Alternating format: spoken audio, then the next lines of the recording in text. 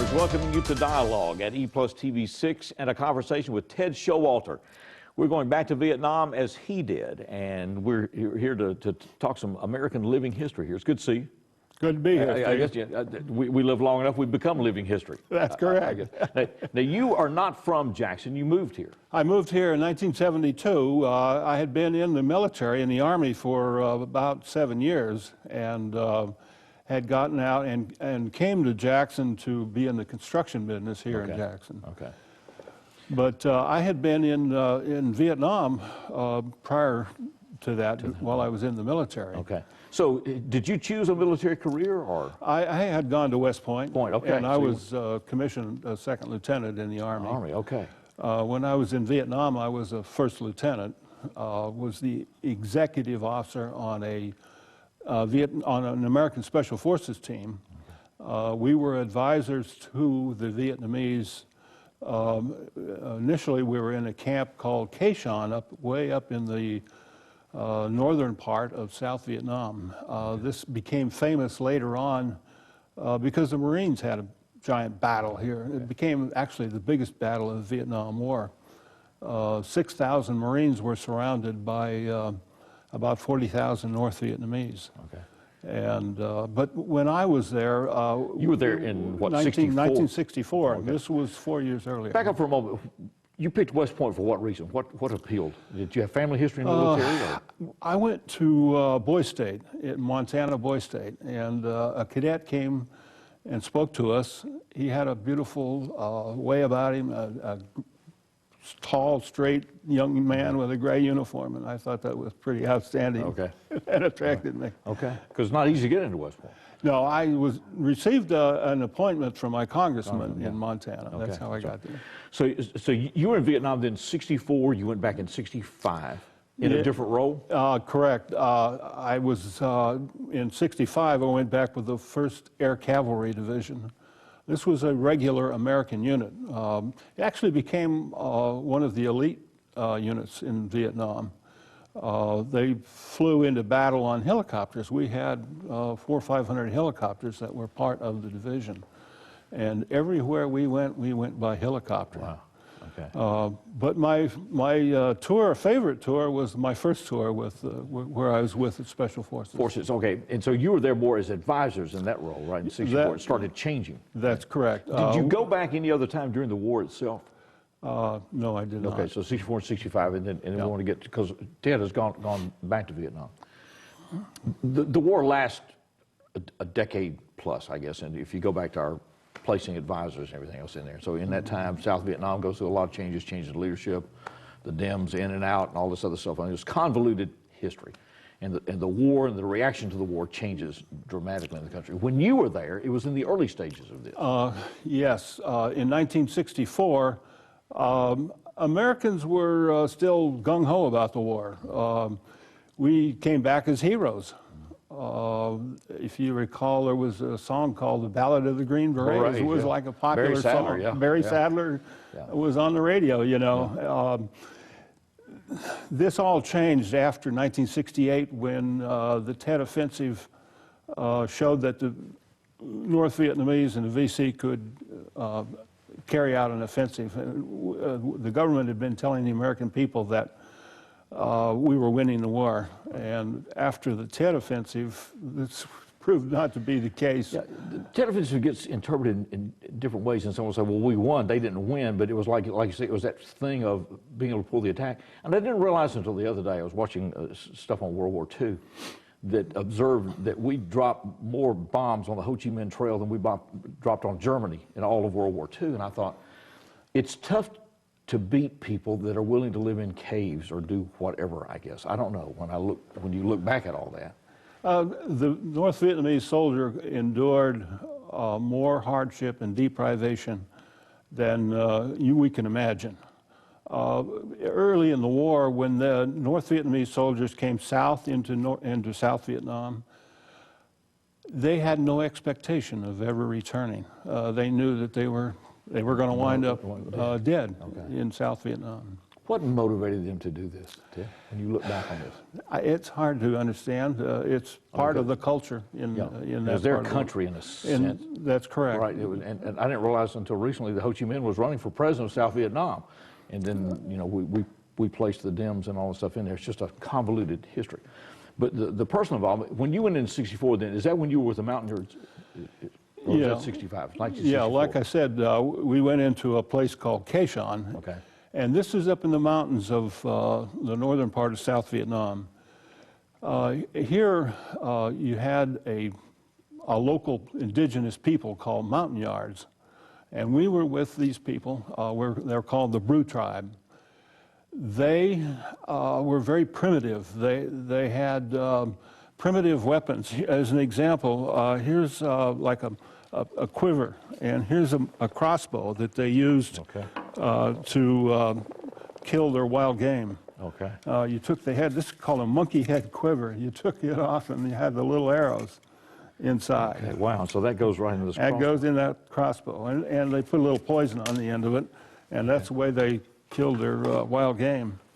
I also had some other artifacts here too. I might show you that. A beautifully detailed woven basket that these people made.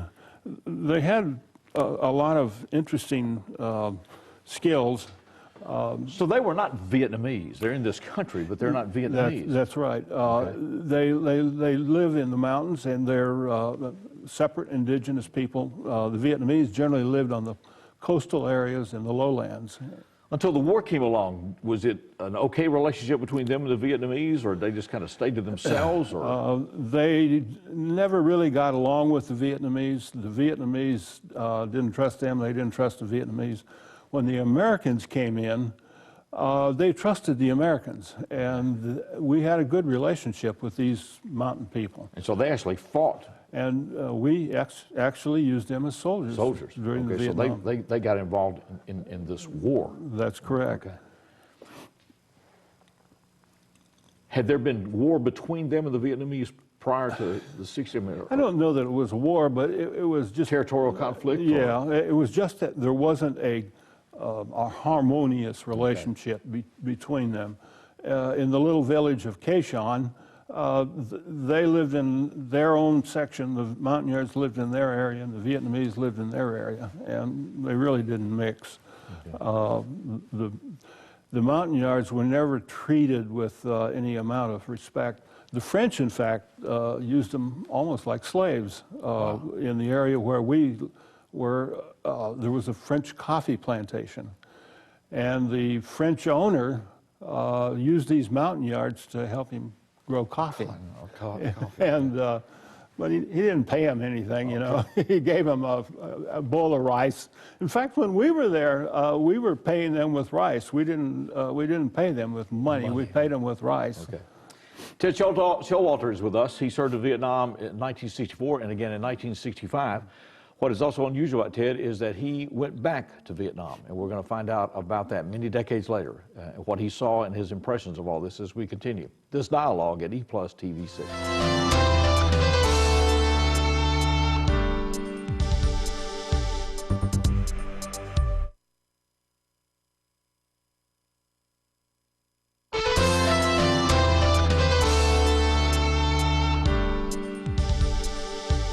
Welcome back to Dialogue at EPlusTV 6. We are visiting with Ted Showalter of Jackson, Tennessee, who has been in Jackson since 1972.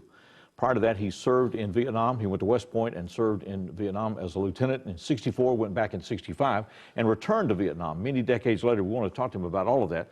But in 64 and 65, when we were talking about the Montagnards and indigenous people there that fought for us and with us. What happened to them then at the end of the war? Oh, it's a sad story. During the war, a lot of them were killed, and at various points in the war, they went hungry, they starved to death. There were diseases that killed a lot of them. In the area we were in, about 30,000 of them lived there before the war. After the war was over, only about 12,000 of them remained. Okay. After Vietnam becomes independent again, or communist border to border, how were they treated? Have they assimilated into that country? Or? The communists have assimilated them into their system.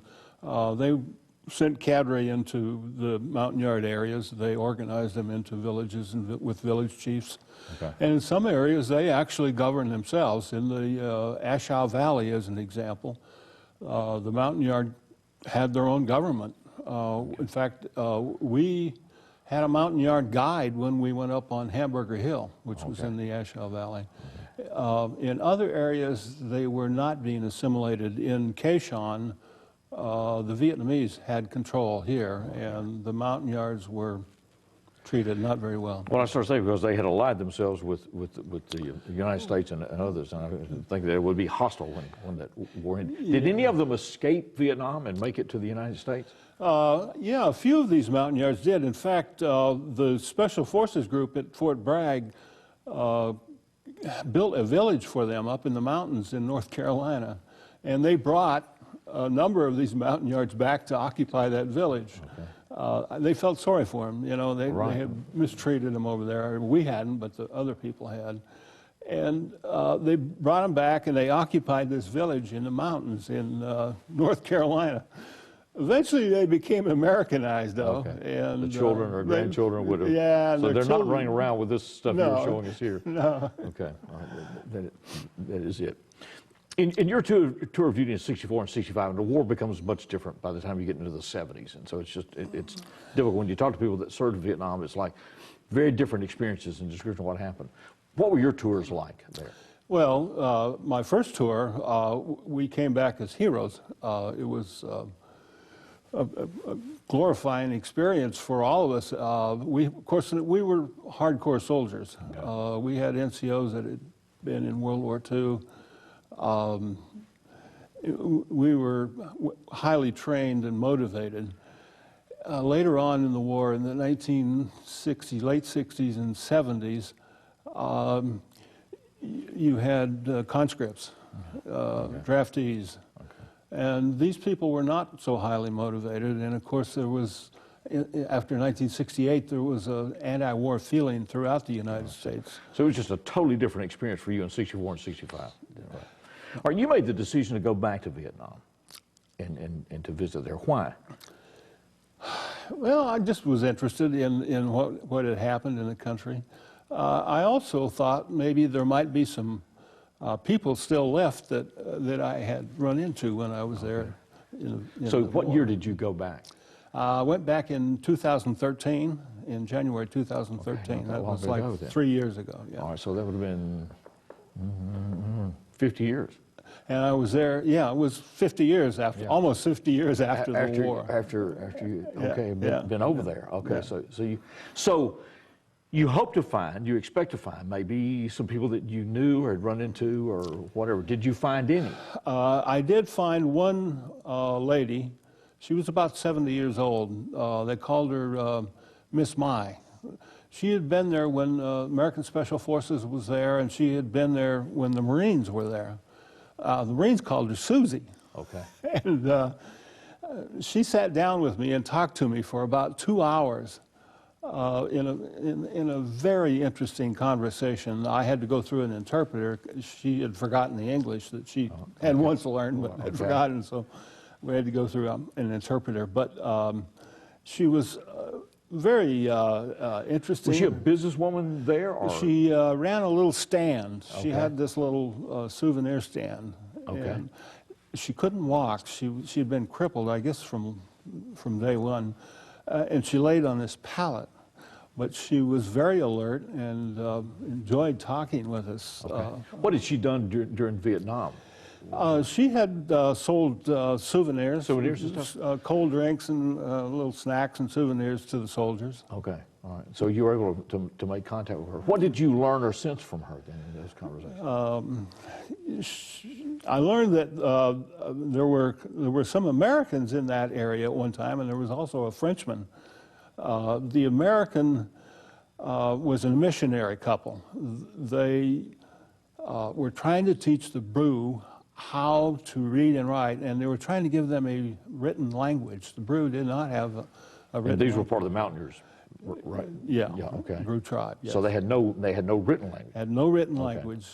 So it's kind of like Sequoia with the Cherokee or something. We need to find some alphabet or whatever. Exactly. They were trying to construct an alphabet for All right, them. when were these missionaries there? Were they there after you'd been there? Or were they there when you were there?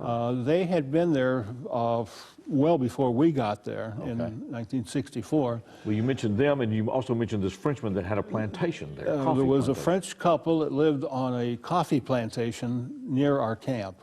Okay. They hired montagnards to grow coffee, and they would ship it back to the coastal area and eventually sold it. So these people are there. Our involvement in Vietnam starts. The Vietnam War develops. So what happens to them? Well, the American missionaries, they tried to stay there during the war. In 1968, when the Marines had their big battle, they were forced to leave. They came back, they came to further south in Vietnam, then eventually came back to the United States. Then later on, they went back to Southeast Asia. I think they went to Thailand. And now I understand they're back in Vietnam, teaching the Montagnards. Okay, so they are back then. The French coffee plantation, I take it, didn't survive. It did not. The Frenchman was killed in a plane crash. He had to ship his coffee out by aircraft, and one time his plane crashed and he died. And his wife moved back to France, and I had occasion here a couple of years ago to call her in France. I had to go through an interpreter again because she didn't speak English and I didn't speak French, but we called her and talked to her. She lives in France now. Wow. Ted Showalter is with us. He served in Vietnam in 1964 and again in 1965. He's been in Jackson since 1972. He went back to Vietnam. What did he see? If you go back to Hamburger Hill, what is there today? What's this country like? And what is their impression of this war? We'll find out next as we continue this dialogue at EPlusTV 6.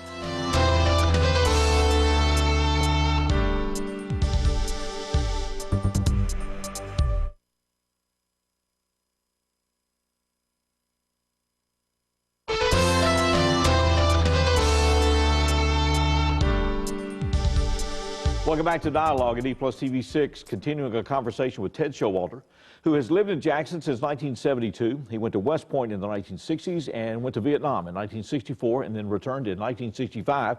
He also returned to Vietnam in 2013, and that's where we pick up this conversation. So you go back and you're hoping maybe to see someone or something or just reconnect with what had happened over there. So what did you find when you went back? Was it what you expected? Well, the city, for one thing, the city of Khe Sanh had now become a major metropolitan area. It was a population of maybe 15,000. Okay. When we were there, it was a little tiny village of 1,500. Okay. So there was a dramatic increase in the population. The place had been rebuilt. People didn't remember the war. They were all young people. And nobody remembered the war when I went back. Okay. I thought I'd be able to find people to talk to, but there weren't many people. There weren't any, so they're all young. They're all young. Everybody in Vietnam now is under the age of 40. At least it seems that way. Okay. We did have a chance to go back and visit the old campsite, which is now a military cemetery. Okay. And the old Marine combat base is now a museum. The North Vietnamese turned it into a museum. They have some captured weapons there, but mostly it was like a cornfield where the Vietnamese are growing corn now. Okay.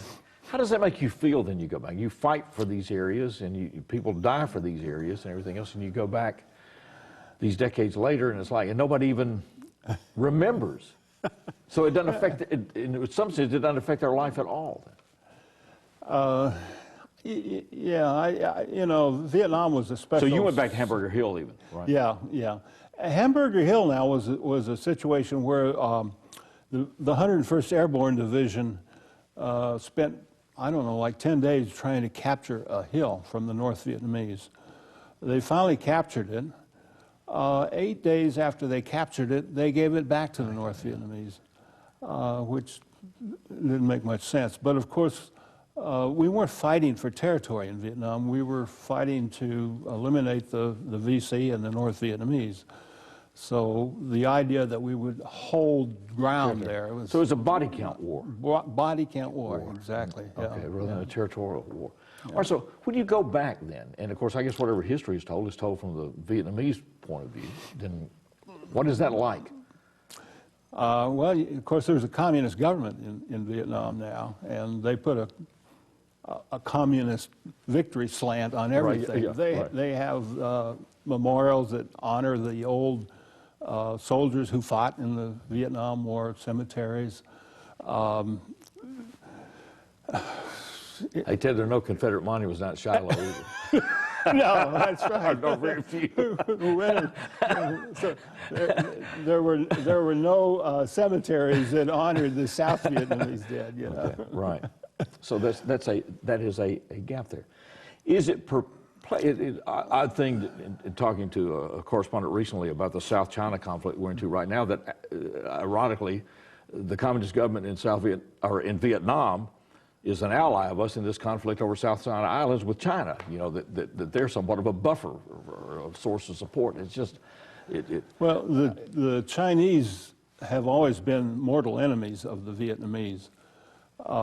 They're right now, as you mentioned, they're at war over, they're not literally at war, but they're fighting over oil rights in the South China Sea. The Vietnamese are trying to pull closer to America because they favor America over China. So the relationship between the Chinese and the communist government in Vietnam during the Vietnam War was more of a force. It's not a natural relationship, more of a forced relationship or an odd alliance, but not indigenous to what they actually are or feel for each other. Yeah, I don't think the South Vietnamese particularly want communism.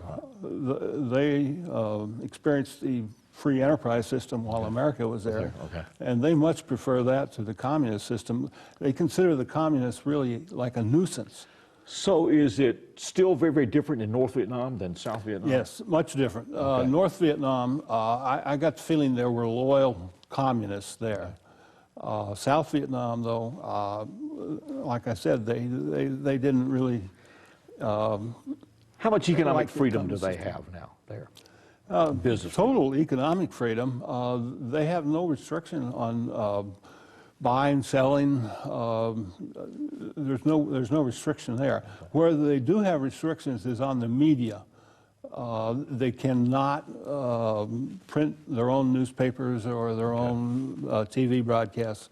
Everything has to go through the communist government. Okay, so it's there. You met one woman that you could talk to that was there. Did you see battle scars, anything still left, or has everything been rebuilt? It's been rebuilt. The country has recovered dramatically from what it looked like during the war. The jungle has grown back and covered the scars.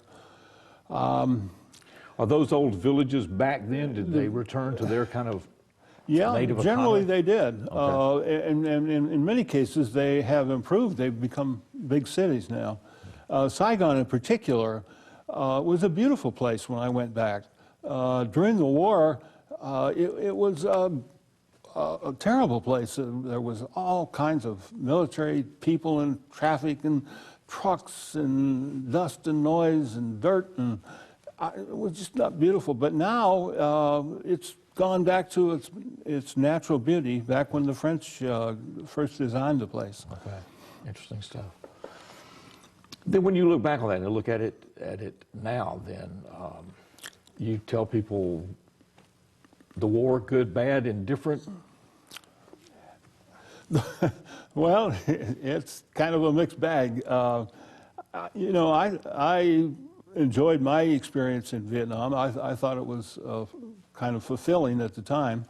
I'm sure that the Vietnamese don't have that opinion of it, but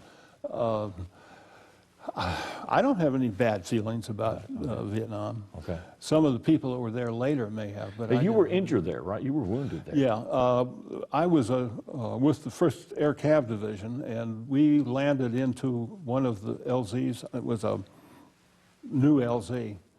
And I was carrying a radio. I ran off of the LZ and ran into a punji stick. Okay. And I spent several weeks in the hospital after that trying to recover. Wow. Okay. So It you got stepped on infected. one of those things. Yeah, they have poison on them, and okay. it got infected, and I had to spend weeks in the hospital. You still feel any effect from that? Or? No, I had Okay. no effect. From that. Okay, there it is. Well, it's fascinating to talk to you.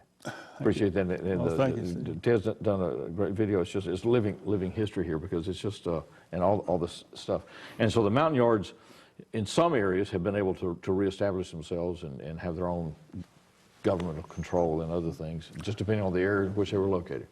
I believe that's true. Okay. I didn't see all the mountain yard areas, but those areas I was in, they seem to be surviving okay, and they have their own government.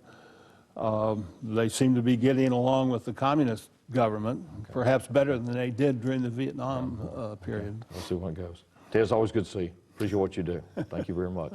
Ted Showalter with us in Vietnam again in 2013 after being there in 1964 and again in 1965. Thank you for being with us, sharing this time, and stay with us here at EPlusTV 6, because this is the place where the dialogue continues.